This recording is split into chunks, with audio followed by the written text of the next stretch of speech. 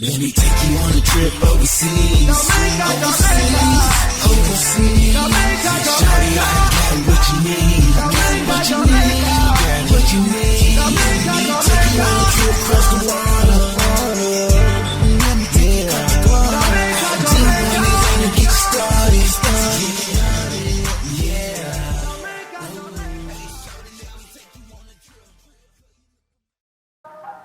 What's up, you guys? Welcome to Lit Lovely Lisa TV. Y'all know what time it is. Season 4. We are really kicking off. And I got a special guest here today. Her name is Natosha. She is the chairwoman for Black Panther Party, Memphis chapter. How you doing, Natosha? I am doing great. How you doing, Miss Lisa? I am doing wonderful. Thank you for coming and sitting down and doing an interview with me today. No problem. It's an honor to be here in representation for what we're doing. Awesome. What do you guys do here in the city of Memphis? Well, I'll start by saying, I'm the chairwoman for the new Black Panther Party for the Memphis chapter. We are here basically feeding the homeless. We do an event called Feed the People, and we basically go to different areas. 9 times out of 10, we go to a park downtown. We've been to Pepper Tree.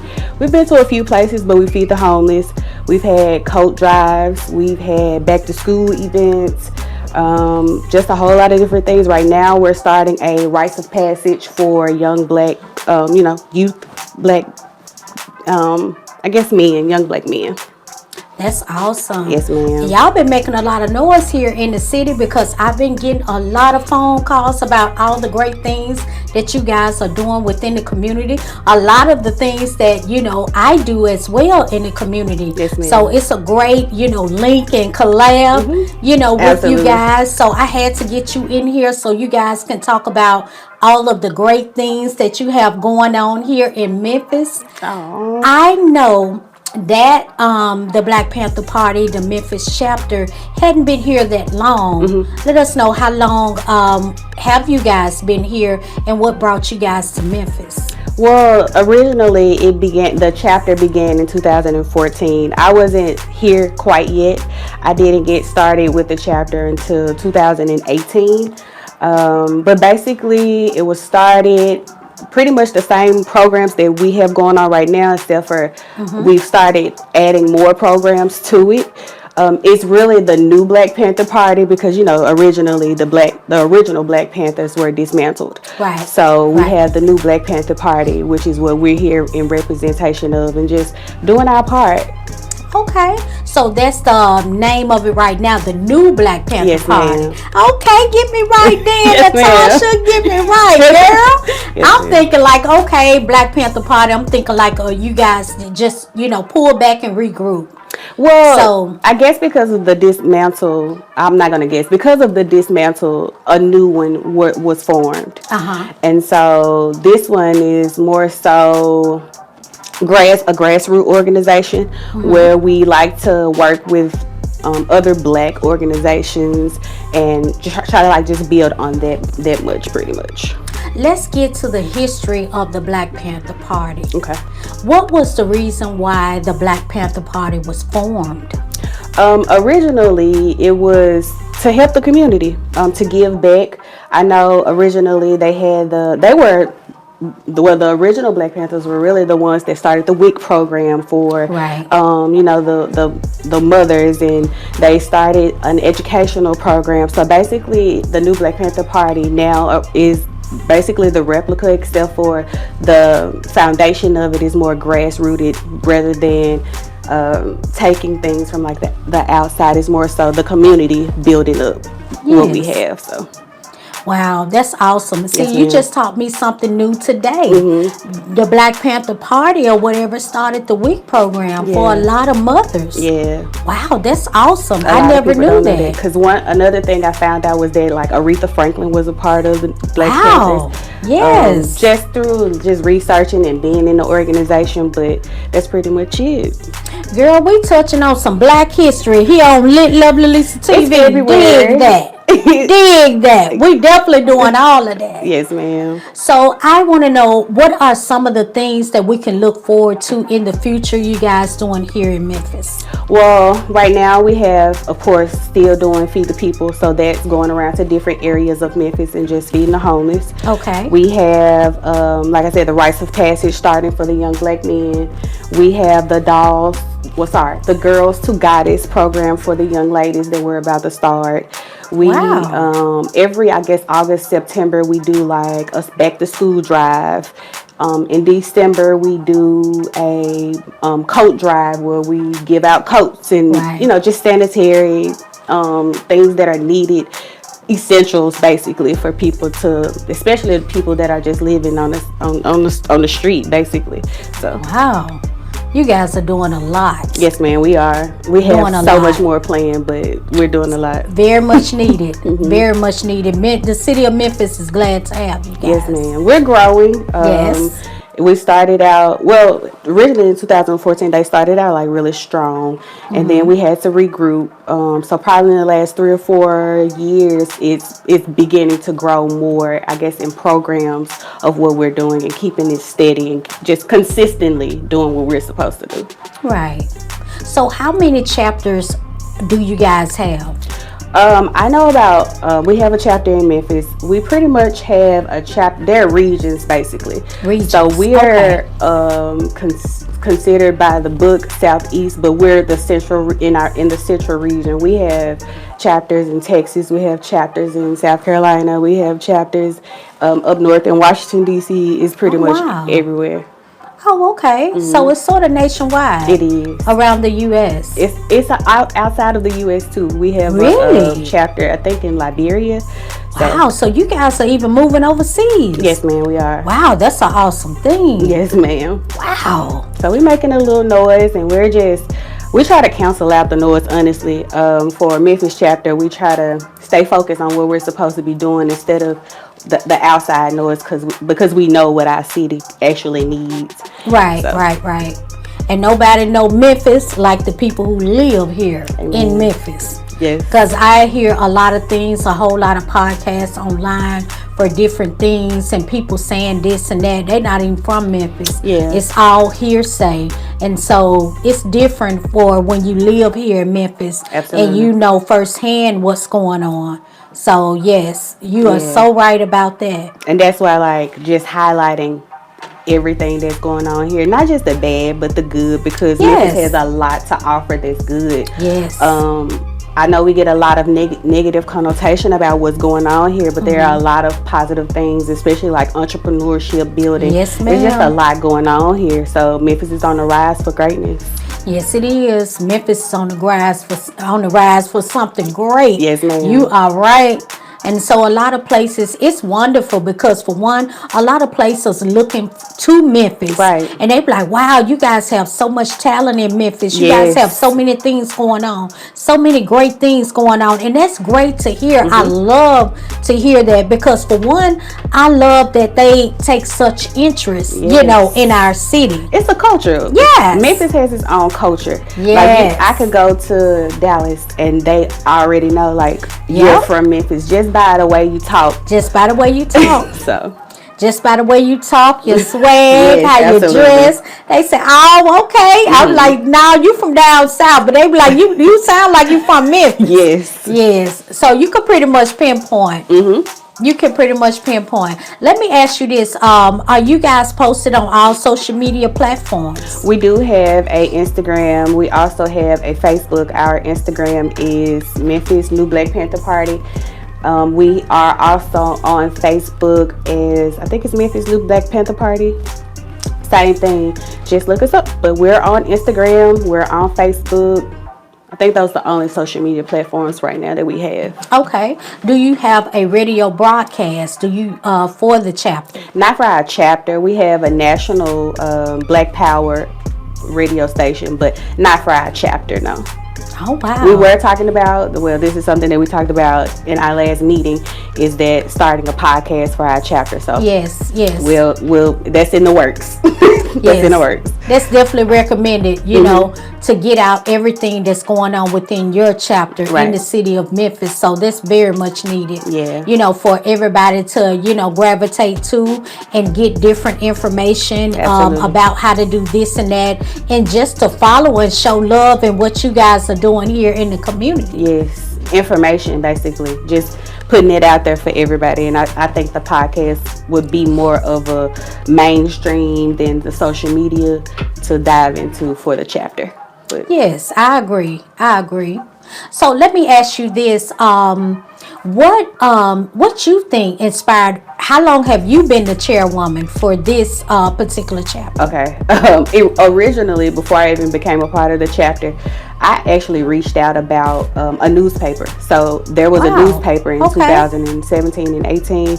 So I inquired about writing for a newspaper, and it was called the Memphis Black News. And when the young lady reached back out to me, she told me about it, but then she was like, it's for the new Black Panther Party. So me, you know, I've always had an interest in giving back, especially with the Black Panthers. Right. And when she told me about it, I jumped on it. Maybe like 3 months after that, I became what we call the Minister of Information, so the MOI. And then I've been a chairwoman for like 2 years. So 2017 to like 2019, I was the MOI, so Minister of Information, collecting the information, giving the information to all the members of the chapter, and then I became the chairwoman. So okay, what are the requirements for joining you guys' chapter? Basically, like, don't have, like, I think it's what is it called, child molestation on your background. Nothing like too hard, because we do work with people, we do work with kids, so we don't want to put anybody in jeopardy. But basically, have your head on straight, be ready to do work, don't, you know, have a history of anything that could be of negligence for the organization, but anybody willing and ready to work. That's awesome. I think, well, you have to be 18 years old. We are coming up with the Cubs program as well. So that'll be children from, I think, age 5 to like 18. So right now we're coming up with a curriculum for them as well. So so do you guys have married couples within, y'all have that type of group within the Black Panther Party? We have not. We don't have any couples in the group per se.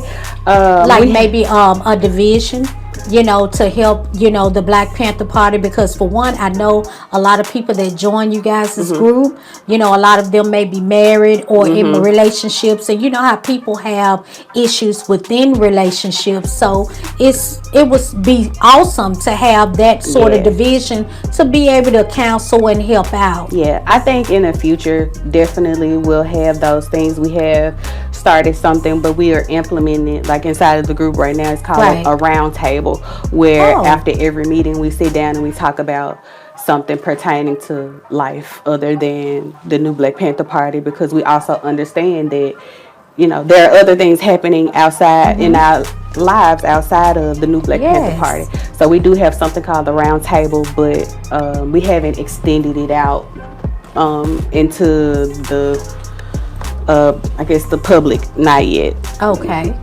So how often do you guys have services? Well, we have, like, where people come in and you guys administer to them, and you know, just, you know, have you guys meeting, say, well, this is what I observed, and I think we need to touch down on this and that, you know, just sort of raise awareness for what's going on out here. We haven't had a meeting with the public. We do have a monthly meeting every Sunday of every month with just the chapter.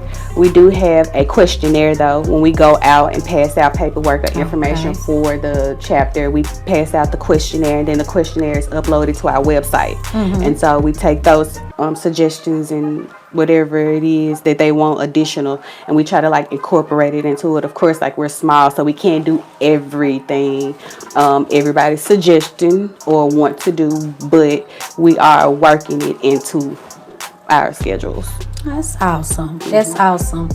I really applaud everything you guys are doing here in the community. Yes, ma'am. I'm looking forward to seeing so much more from you guys. Yes, ma'am. Is it anything that we need to be on the lookout for, anything immediately as to what you guys are doing? that, you know, the community can be a part of and come out and, you know, be able to witness what you guys are doing? We do accept volunteers. So if Okay. anybody wants to come out and help us feed the homeless, or if anybody Wow. wants to come out and help volunteer and set up, you know, everything for when we do our coat drives or whatever, we do post our flyers Okay. on our social media pages for everybody. So the date and the time and everything and phone number, contact information is already on those flyers. So we don't mind having volunteers come out and help. And we do, of course, it's a grassroots organization, so we do need donations from the community to help build it up. Wow. Okay. So how do you apply for that program? I know you guys have flyers and everything like that, but I want you to look into the camera and tell our viewers, you know, how to contact you guys in order to be a volunteer, to be able to help you guys out. Okay. There is a phone number. It is, girl, I don't forgot the phone number, but go to the website. The website is www.memphisnewblackpantherparty.com, and then all the information should be there. Events, phone numbers, just anything contact information wise, it should be on their website. Awesome. Thank you so much for coming in and doing an interview with Lit Lovely Lisa TV. It was great being here and being able to give the information for the chapter, because, you know, we have that stigma of what the old Black Panther Party, you know, done, but that's not what we are. We're self-defense vanguards out here just trying to help and give back to the community.